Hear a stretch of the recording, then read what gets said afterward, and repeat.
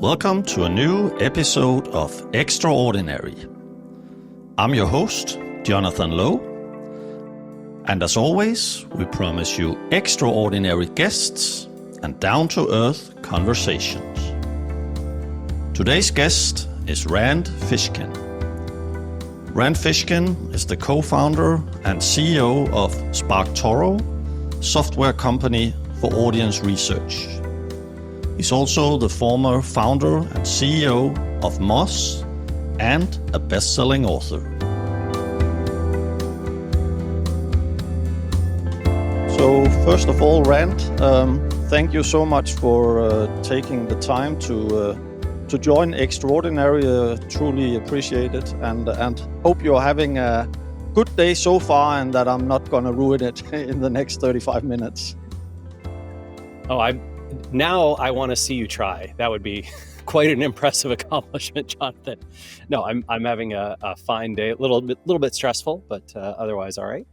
Good. And we're actually gonna maybe address this part with the stress later. But let's see. And I'm not an investigative journalist or trying to dig deep into problems. On the podcast, we focus on inspiring and helping people. And you know, I've followed your journey on the site, and I've been inspired by it. And probably many people, especially in our audience, have heard about the journey of Moz. But I would still like to address it, and maybe from the angle of, I read an article where it said that I'll just look at my number to get it right. You created a turnover of, I think it was $35 million without a single salesperson. Is that true? And how do you get on a crazy journey like that? Yeah, so I think that's probably quite an old article. I think Moz at its peak when I left, which was 2018, was doing about $50 million in annual recurring revenue and had no salespeople. I believe they did try to build a sales team after I left. That did not go well, and they shut it down. So yeah, so I think self-service software as a service is something that I was always very passionate about and relatively good at. SparkToro, my other company, or my new software company for the last 6 years, also no salespeople, and obviously Snackbar Studio, my game studio, has no salespeople. So I'm not a sales guy. But still, you know, SaaS companies, they will often have models where they want to upgrade you, and then you go to like the sales team and they do enterprise. How can you build, and then it was double the turnover. How can you build a company like this without having anyone in sales? Like, what's the secret?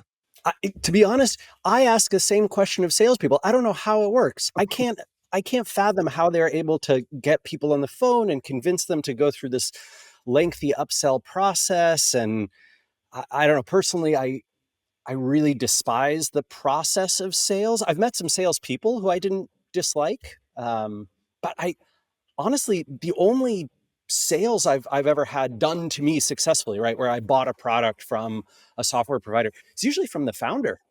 So I don't understand how sales works at all. It's a miracle to me that salespeople are able to be effective. So you know, I think this is just. I think the key takeaway here is not you can do it without a salespeople, or you should have salespeople, or you shouldn't.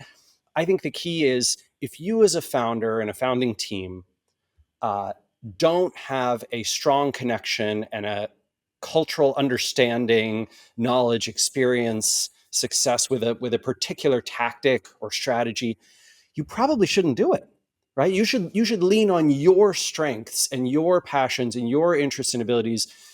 I think the thing that took Moz to the place that it got to, which a lot of people think of Moz as a successful company, but its investors probably do not, right? Because of the oddities of venture capital. But the thing that's taking SparkToro already to a successful place is that we do the things that we know we're good at, and we ignore the things and work around the things that we know we're not good at.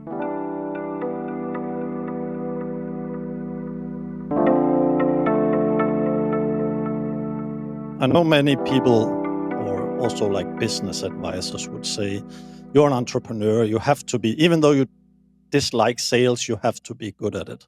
But I think many entrepreneurs will like it's not my thing. So you have been on journeys where it was not your thing. So to all of the people who feel like that, it's not my thing, and they don't want to listen to people telling them you have to sell. What is your experience? How did you go from nothing to, and I know the journeys from Moz and SparkToro have been very different in terms of funding and so on, but what about the whole, like, how do you get people on board if you don't have salespeople reaching out to them? Yeah, so I'll turn it back around and say, no one has ever bought Netflix because of a salesperson, right? And yet Netflix has hundreds of millions of subscribers. So we work exactly the same way. Moz worked that way. SparkToro worked that way. We created content like Netflix does. We amplified it through social channels, through going to conferences and events, through podcasts and webinars and interviews and YouTube videos. And back in the days before a lot of social media, we did it through SEO, through ranking in search engines, and content on our blog, and people subscribing to us through email, and dozens of channels. Right? There's so many channels that are not direct sales outreach, especially cold outreach. And all of those channels made people aware of the product and what we did and the problem that we solved. And then when they encountered that problem for themselves, they thought to themselves, hey, I should check out SparkToro, or I should check out Moz. I should check out Rand's company, the thing that he's doing, because I recall that they sort of appealed to me and solved the problem that I have. And so they would go find us, usually do a Google search or type in the domain name, and then, or they'd see in their email inbox, right, that we had sent them a message in the last few months because they had subscribed to something. They'd come to our website and they would buy the product because they needed a solution to that problem at that time. And this works for literally millions of companies. Almost every consumer business in the world operates this way. And tons of B2B products do as well. I think sales is one methodology, but it is far from the only one. And it's much less popular today than it was, say, 10 or 15 or 25 years ago, when it was kind of the only method of selling a big B2B enterprise software product. Still want to dive a little deeper because, Netflix, for instance, they have so much obvious sexy content, and they keep getting like new content automatically as part of their business model, and it has a broad appeal. And then I think many startups that can struggle, B2B or especially B2B, but also B2C, they don't feel, at least, they have a sexy product, and they don't have a lot of money for marketing. And I think many of them are looking for this secret sauce because, I mean, we haven't, you can perhaps explain what SparkToro does, but I hope I don't offend you by saying, it's not, on the surface at least, as sexy as all the new Netflix series and movies. Yeah, I would say that the instant consumerish appeal of something is fundamentally different from the types of appeals that most B2B companies should be going after. I would generally caution you against, I don't know, high resolution, expensive video shoots with famous actors doing, stunts and having romances. That kind of thing is probably not going to attract your target audience. Instead, what is going to attract them is thinking about your audience as not exclusively being the people who are your customers. So what I mean by that is your audience contains people who are likely to be able to help you amplify your message. They're the type of people who might click share on your LinkedIn post, or they might, go to threads and amplify your post. They might comment on something. Comments are very good for reach on social media platforms. They might be someone who runs a popular YouTube video channel about, your particular sector, and they'd be willing to have you on as a guest. They might be someone who runs a conference or event. They might be someone with an email newsletter who would mention your new research or your, very insightful blog post or your wonderful, visual display of a problem, or your aggregation of a bunch of data that you've made available. And those people, while they are not customers, they are potential amplifiers. And I would treat the product that is your marketing as a product that is designed to appeal to potential amplifiers more so than direct customers who are going to buy from you. And this is the way that I have always had success reaching folks in the B2B world, is by making content that is worthy of amplification and taps into the emotional desires of that amplifier likely audience, so that they broadcast it to their followers and fans, and the people who they're connected to. That is, if there's any secret to successful B2B marketing, that is it. You mentioned not having a lot of marketing dollars, not having advertising dollars. We do no advertising. SparkToro has spent nothing, zero on marketing ever, not a single dime except for my salary and Amanda's. And we have an audience of 200,000 people who've tried the free who use the free version of SparkToro. 50,000 people who subscribe to our email newsletter, hundreds of thousands of people who follow us across our social media channels. And it's because we produce things that are consistently interesting and useful and worthy of amplification across those platforms, right? The videos we create, the research we create, the thoughts we share, they're compelling and interesting to people, and not because, it's an action movie chase scene.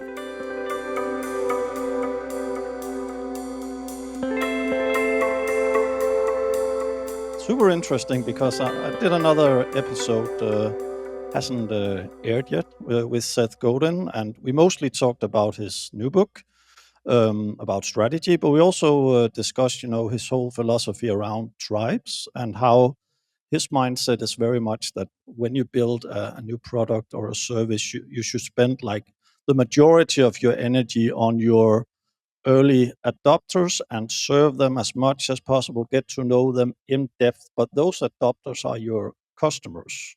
So those are the ones that will help you grow.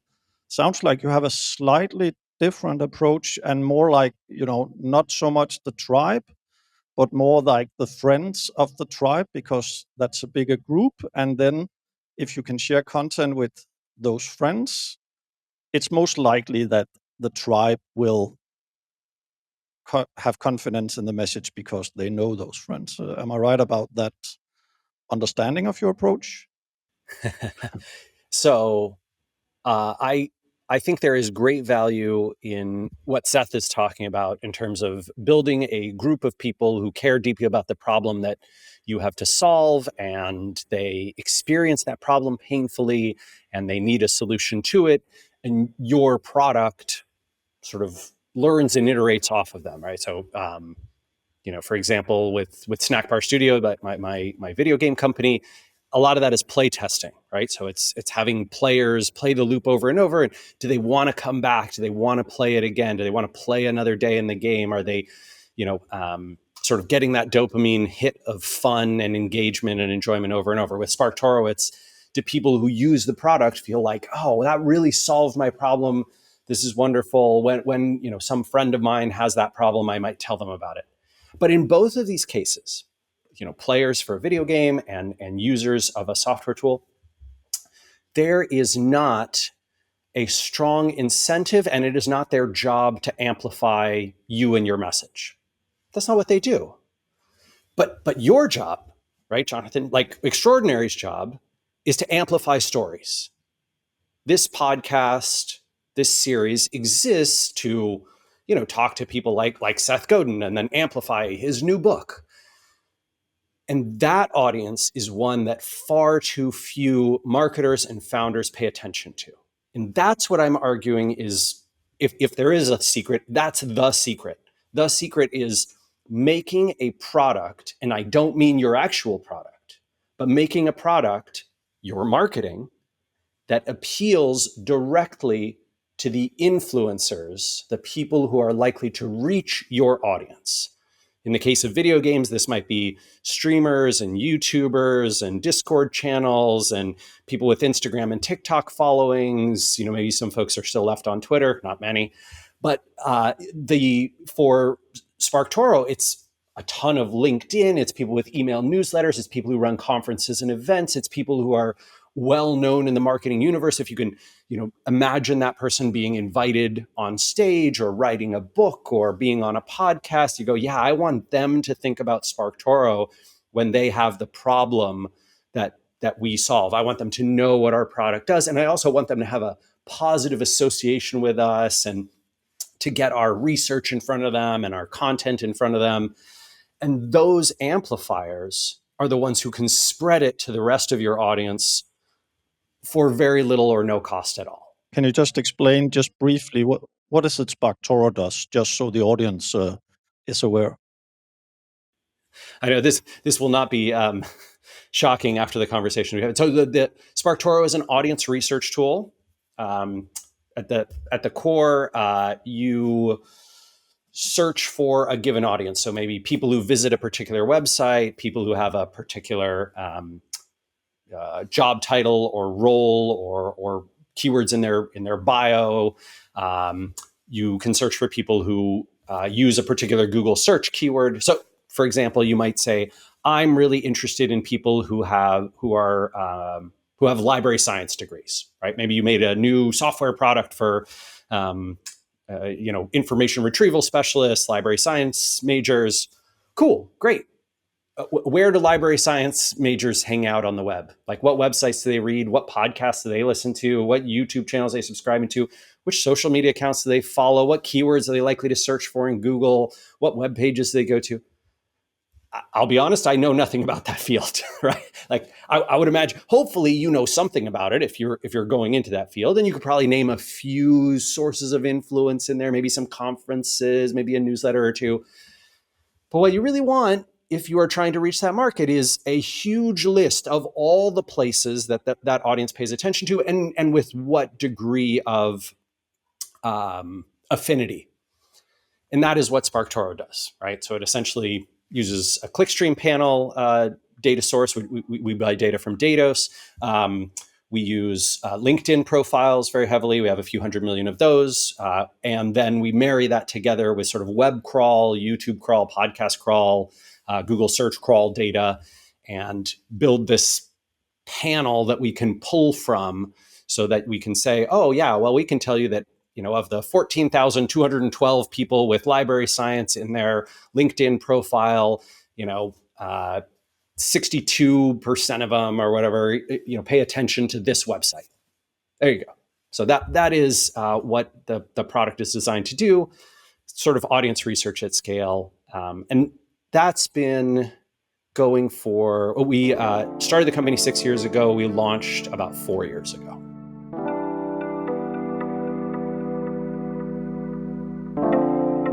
So now we understand the product. And I think I have some idea. I worked with public relations for many years. So my PR brain starts thinking, okay, here's a lot of nice content. But then let's talk about, again, these amplifiers. So what kind of content really spread? How did you turn this into not stories about SparkToros, but stories that were related to what you guys did, and which then seem to have an impact not only on the brand knowledge, but also like people actually, sharing it and driving traffic? Yeah. So we do a tremendous amount of content marketing for two people. There's three of us. My co-founder Casey is the CTO. He does sort of all the engineering. So SparkToro, a very tiny company, but very nicely profitable and successful. And Amanda and I do nearly all of the marketing and content, and that comes in a wide variety of ways. Amanda does a lot of blog posts that are, I would say, strong, sort of spiky opinion pieces about a particular way that the marketing world is going. For example, she coined the phrase zero-click content and zero-click marketing. And then she described what that is, which is essentially, hey, all the social media platforms and Google and YouTube and all these places, they're not really sending clicks out anymore. Twitter is trying to keep people on Twitter. LinkedIn wants to keep people on LinkedIn. Reddit wants to keep people on Reddit. If you used the internet 10, 15 years ago, you remember a very different world where you could go to all these places, do marketing, and send traffic directly to your site. And then you could see in your analytics, oh yeah, Reddit sent me this many visits. I should keep doing that. Oh, this didn't work on Reddit. You can't measure that way anymore. What happens is people consume content on the platforms. You never know how many or how much, right? Other than the sort of vanity metrics of followers and views. And then later, when they remember you, they might go to Google and search for your brand name or come directly to your website or get an email from you or whatever it is. And so you no longer have that perfect tracking that we used to have. And so Amanda did this wonderful job of describing this whole problem and the solution to this problem, which is like a lift-based measurement system rather than an attribution funnel. And it took off like a rocket. Now there are literally thousands of marketers all the time talking about zero-click content and zero-click marketing and the zero-click world that we're living in, and citing Amanda, right? And citing her work. And so she gets recognized as this industry expert and this thought leader in the space. And when people experience this zero-click problem, right, they go, gosh, I'm not getting any traffic from Threads or LinkedIn or Twitter or YouTube, whatever it is. What should I do? Oh, I should do that zero-click marketing thing that Amanda mentioned. Let me go look that up. Okay, what she says is, yeah, you need to sort of understand the places where your audience pays attention and then be active in those places and measure your success based on how many people come back to you. Okay, SparkToro can help me do that. So, right, the problem, as it's phrased, the naming convention of the problem, the amplification of the problem, that gets all the attention and awareness from the influential sources.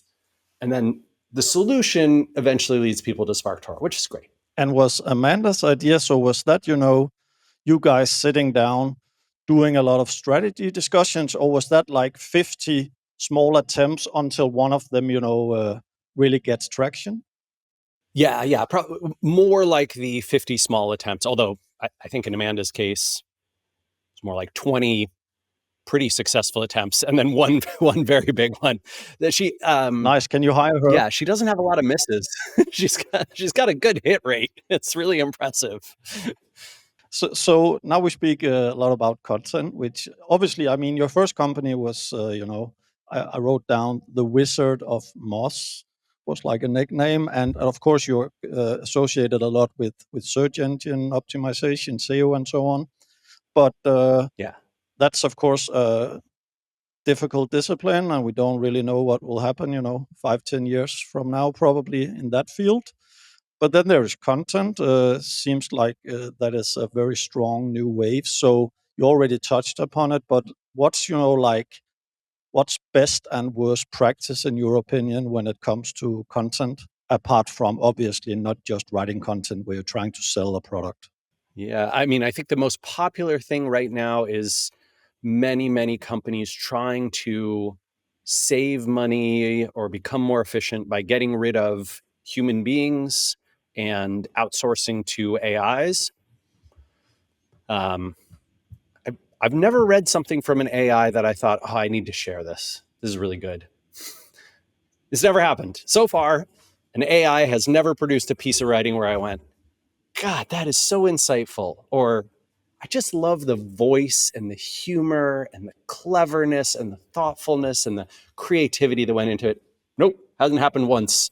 And you can look at the stats around this. There's a few folks who've done stats around like AI content, and occasionally a little bit of it will make its way into Google rankings. That's kind of the start of this. But does it get shared on social media? Does it get emailed from person to person? It gets shared in Slack channels? Does it get passed around the office?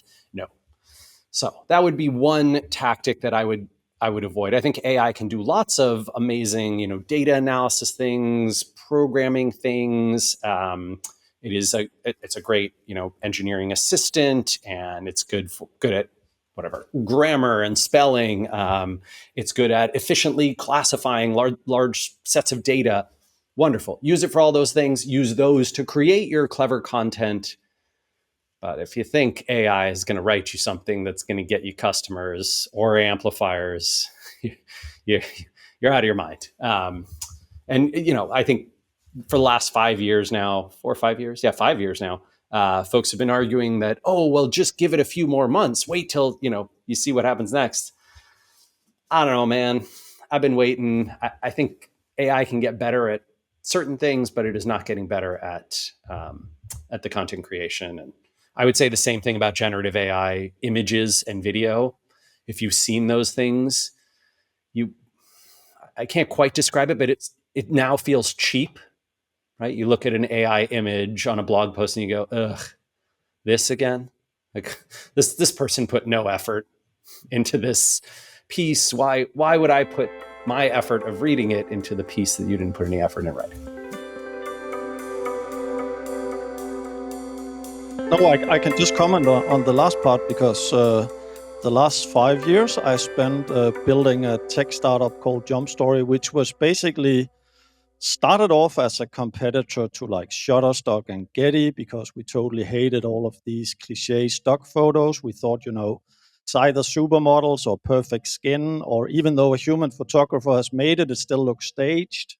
There's no diversity, all of this. So we started out as a company, with basically just a more human approach to the photos, and we had some traction. Then we went the investor route, which became a problem for us later on. But then obviously with, Midjourney and DALL-E and all of these stable diffusion, all the competitors, it was like, you have a group of investors who are saying you have to go down that route, otherwise you'll end up as Blockbuster and they will become Netflix.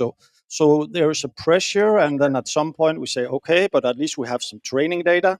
We can, use our big library of authentic images to make this generative AI not look like Midjourney. And I think the idea was good, but as you described, the problem, it's not so much like the hands holding the cup and the hands looking weird, because that's a matter of training data and algorithms. They're going to fix that.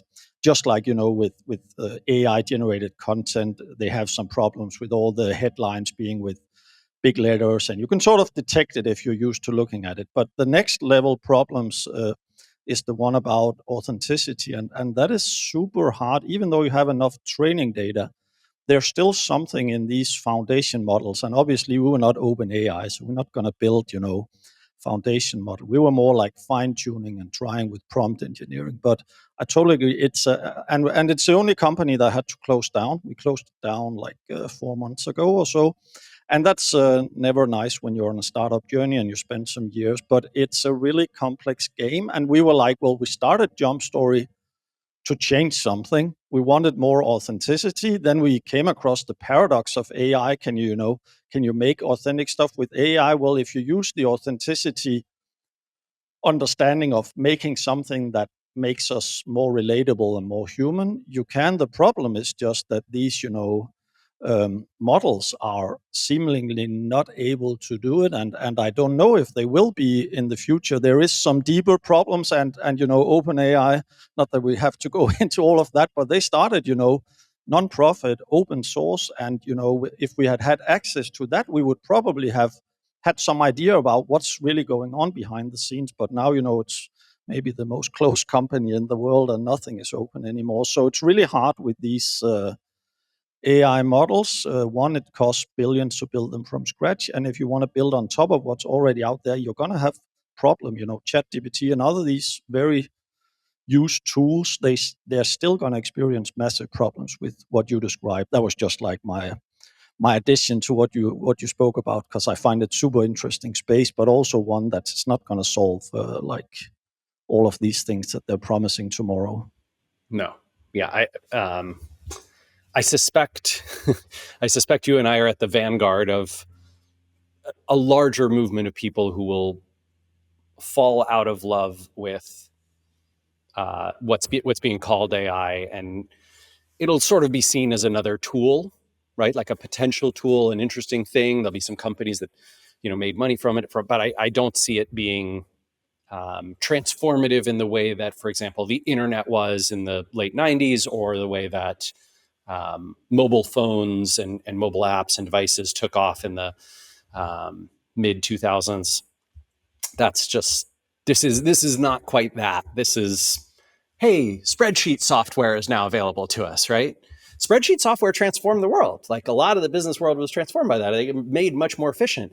And I think generative AI is going to do some similar things, but it is not, it is, the hype cycle is way, way, way too high. But maybe it will open up you for your asked about- second point then about, maybe it will strengthen the people who are really good at creating authentic human content.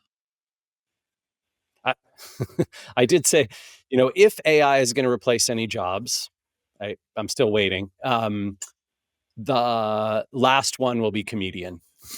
It's the least funny, least humorous. I don't know if you've ever asked, any of the AI models to write jokes, but oh God, it's horrifying. Yeah, it's painful. And I think that speaks to what human beings resonate with.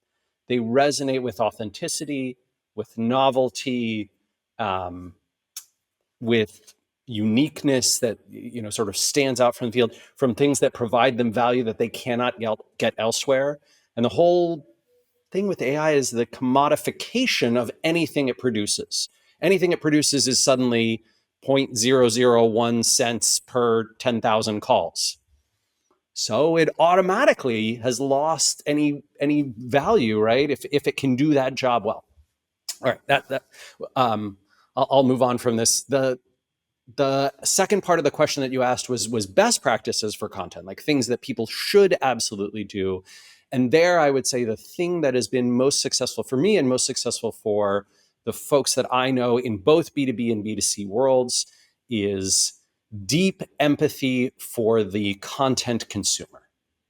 When I say empathy, what I mean is being able to put yourself in the shoes of people in your audience who are likely to come across, see the content, and then asking yourself, when I'm in that person's shoes, what would cause me to want to amplify this further? I read an amazing piece, I watch a video, I play a video game, I listen to a podcast, I see an image, I look through some research. Why do I want to share that? With whom? What is causing me to have that amplification behavior? It can be both logical and emotional. I think the best ones play to both of those. Things like reinforcing an existing belief or helping me prove a point to my boss or my team or my client or my loved one or my friend or my spouse or person I'm arguing with, right? Whatever it is. Those types of emotions, getting into that space, having that empathy makes you a great content creator, and lacking it makes content that is going to earn attention really difficult. So that's why you also mentioned that you do, is it your own research or do you have people helping out? Definitely. Well, let's see.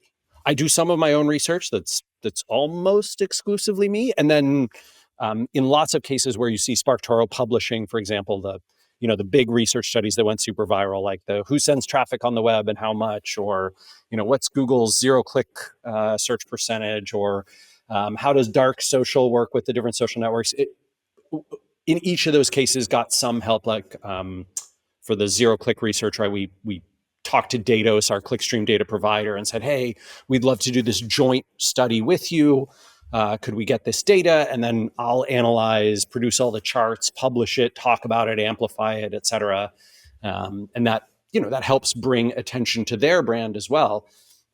So this is one of the things that I think is really a wonderful finding from the last few years of my marketing work, is finding someone who has outstanding data, but might not have an outstanding content platform and isn't fantastic at sort of amplifying it themselves, and saying, "Hey, let's work together. I'm good at this. You've got all this data. Let's combine our strengths and co-market together." That's a wonderful thing. I love doing that with people of all kinds, right? When we released the Google API leak, right, which was this huge story that got tons of attention. I think I was on the phone and email with reporters for like 2 weeks after that.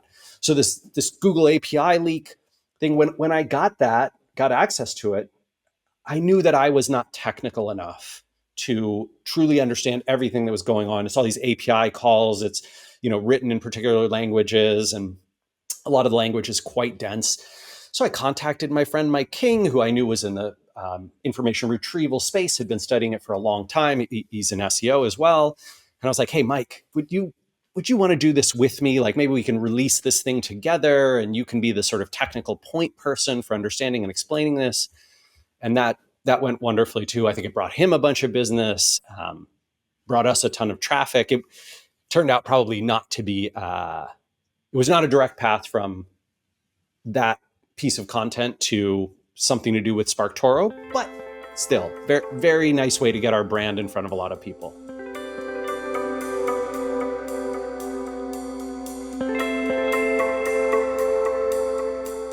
And super interesting approach. I really love it also because oftentimes these people, they might not be the best storytellers and they might not even feel comfortable about that part, but they would love that all the time they spend on their numbers or their data, that somebody can, get access to it. And then you're actually, enforcing some of their work and then benefiting from it at the same time. That's a really strong alliance.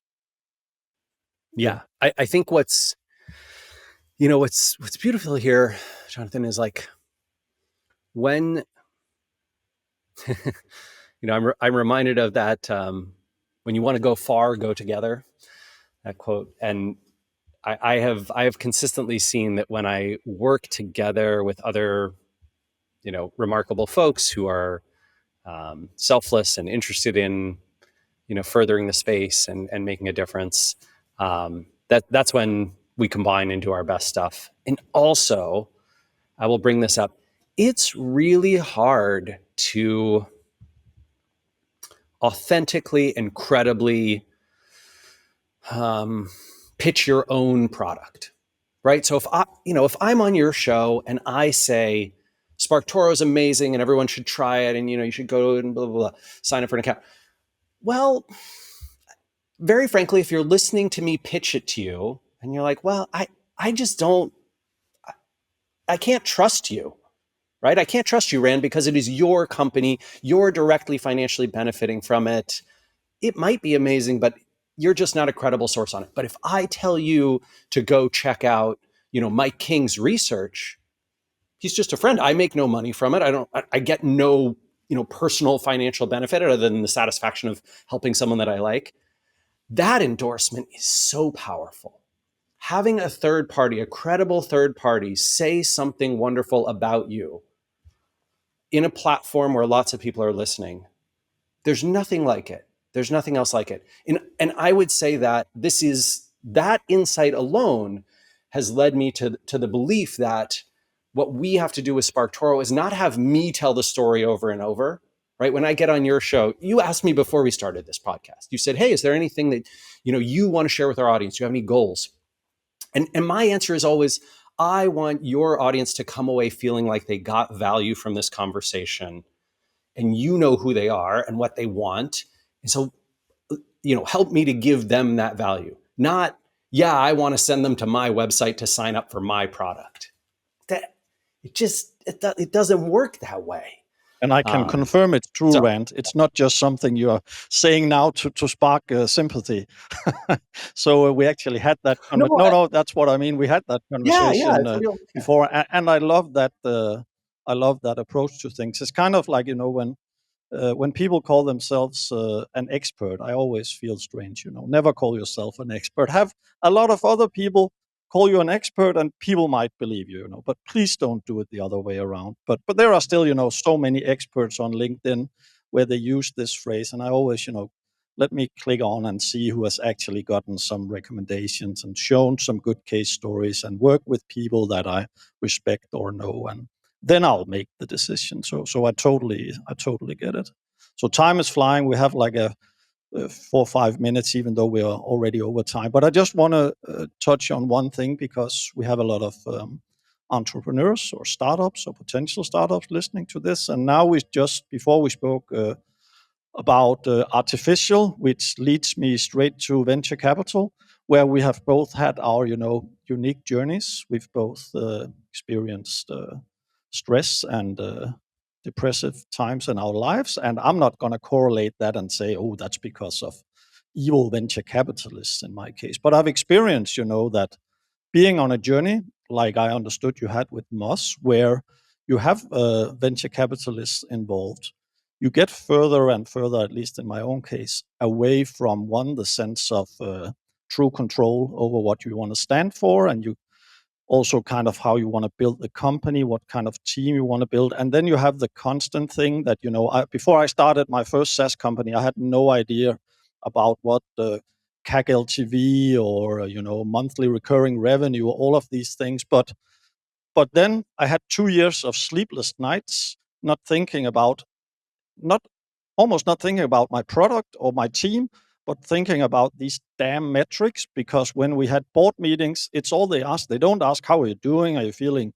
good, healthy, stressed? Are people happy in the team? They're like, so what is your ratio this month? And I felt so, alienated from what I originally wanted to build. And I understood from reading a bit about your journeys that you have been on two very different journeys, and you've had kind of the same experiences with Moz. Am I right? Yeah, really similar. So I think you probably know I wrote this book called Lost and Founder, which is about feeling very lost as a founder and feeling the pressure to build $1 billion company as quickly as possible, which I think is negatively correlated with profitably surviving for a long time and producing the best product that you can and sort of serving your customers the best that you can. And so I would say there is a direct correlation, right? If you are someone who cares about nothing but making the most money possible in the shortest time frame possible, and that is your sole focus, venture capital is a very good asset class for you. And if you have other things that you're passionate about in your life, or that you want to do with your business, or ways that you want to run things that are not necessarily optimizing exclusively for financial return, which I think every healthy and emotionally honest human being who has been to therapy should care about, then you probably are not a great match for that asset class. And unfortunately, there's not a lot of options out there. So if you're a founder and you want to raise, anywhere from $250,000 to $1 million for an idea, even an idea that has a very good chance of, kind of getting to a sustainable, profitable level, there's nothing out there for you except venture. Even angel investors, most of them are used to investing in companies that will eventually raise venture and those types of terms. So with SparkToro and now with Snackbar Studio, my goal has been to create a new asset class, create a new type of funding structure. I've been calling it like zebra funding or indie funding. But for anyone out there, we don't have much time. So I'm just going to say you can Google SparkToro funding. We open sourced our documents, which basically we raised money from 35 angel investors who put in between $10,000 and $100,000 each. After 5 years, we paid them back their initial investment, and now everyone participates in profit sharing pro rata, so according to their degree of ownership. And if SparkToro ever sells for some, hopefully nice multiple, they also get their money from that as well. And in this way, it reduces a lot of the risk for the investor, and it also creates a strong incentive for us to operate long-term profitably rather than growth at all costs or die trying. So you can check that out. SparkToro funding, the Google Doc is shared. We paid our lawyers a little bit of extra money to sort of make an open source version that anyone can use. And a few startups have raised using our docs, which is really cool.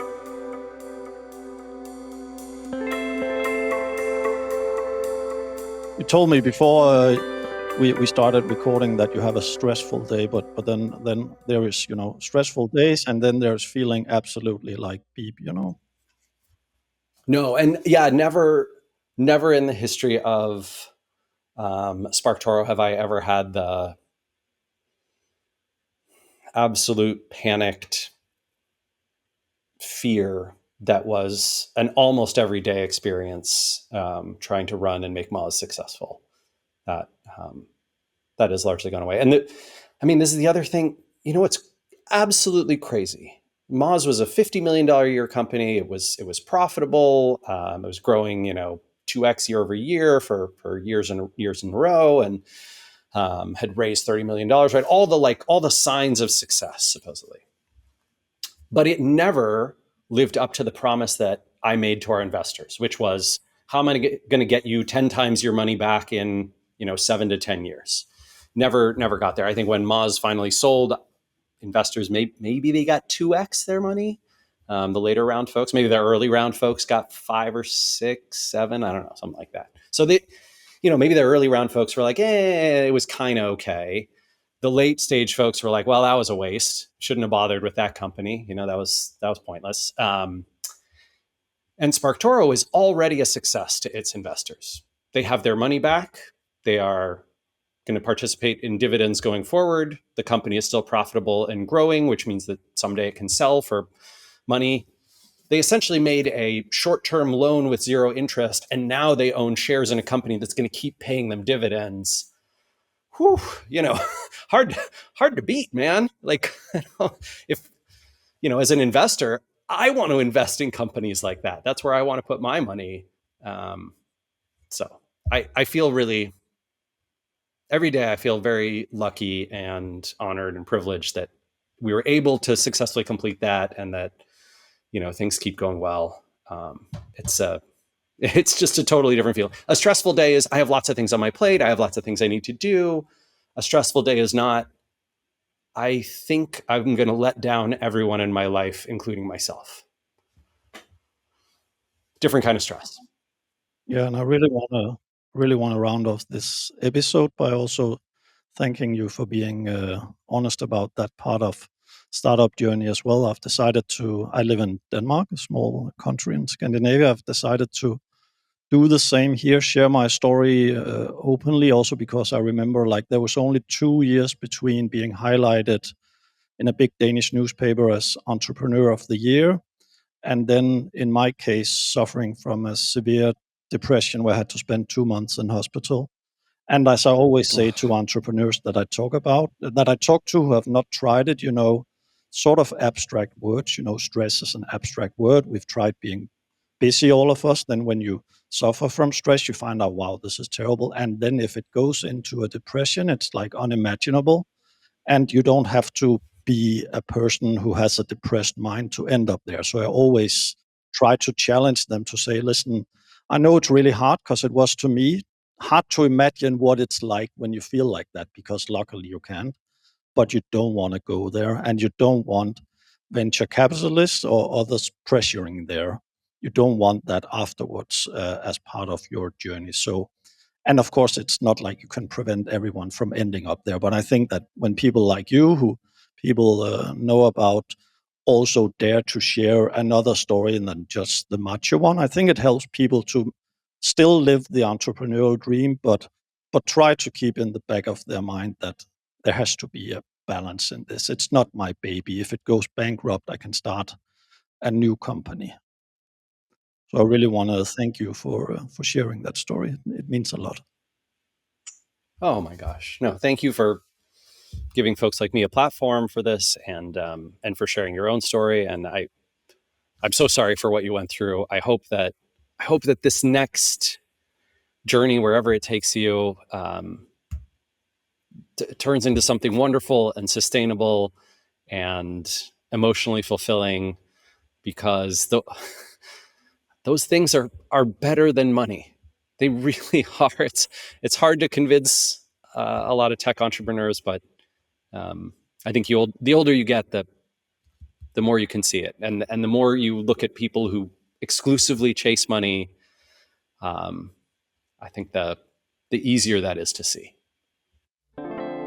Thanks so much, Rand, for sharing your insights and your story, and for prioritizing time to join Extraordinary. Really appreciate it. Thanks so much.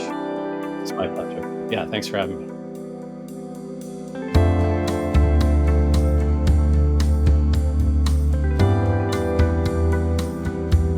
Thanks for listening to this episode of Extraordinary. Remember to subscribe to our channel to get notifications when a new episode goes live. Also, visit www.extraordinary.media and sign up for our weekly newsletter so you never miss a new and inspiring episode. We wish you an extraordinary day.